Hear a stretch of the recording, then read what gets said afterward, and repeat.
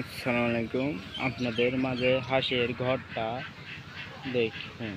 হাঁসের ঘর চারিদিকে নেট দিয়ে ঘেরা থাকলে হাওয়া বাতাস লাগবে। হাঁসের গাও খুবই গরম, সেই জন্য নেট দিয়ে ঘিরলে পারে বাতাসটা লাগলে হাঁসের শরীর ভালো থাকে, ঠান্ডা সর্দি কাশি কম লাগে। দেখুন, ঘরের ভিতর গরমের জন্য এটুকু আমরা হাঁসের খামার বাড়িয়ে দেওয়া হয়েছে।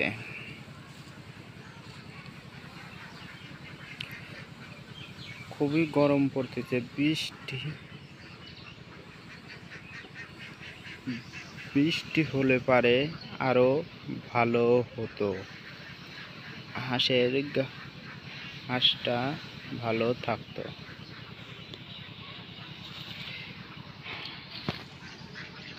দেখুন, এখন মাশাআল্লাহ থাকে।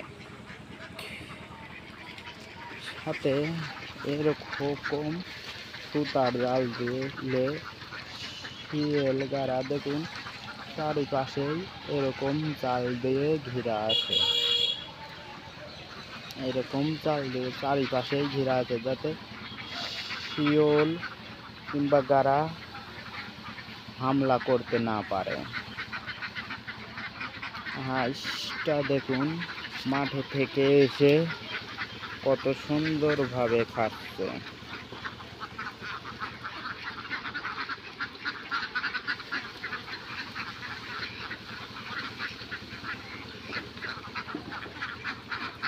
হাঁসটা মাঠে খাবারের পাশাপাশি কিছুটা বাড়ির দানাদার খাদ্য দিচ্ছে, ওই দানাদার খাদ্যটা খাচ্ছে। অনেক হাঁস আছে দেখুন।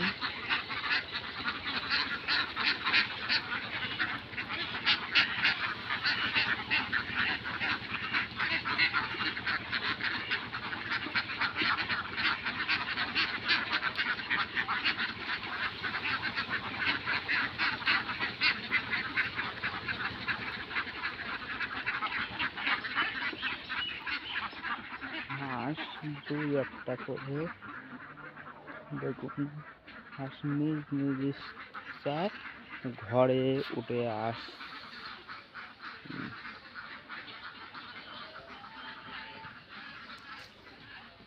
হাঁসের ঘরটা দিতে খুবই অল্প খরচে এরকম ঘর আপনারা দিতে পারবেন।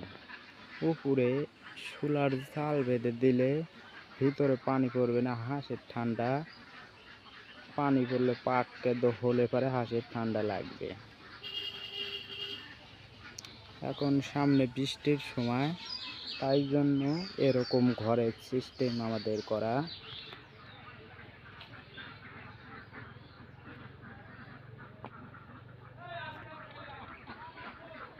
দেখুন, হাঁস আস্তে আস্তে উঠে আসার জন্য কিরকম দেখুন, এরকম জাল দিয়ে চারিপাশে ঘেরা। অনেকটা জায়গার মাঝে আমাদের খামারটা।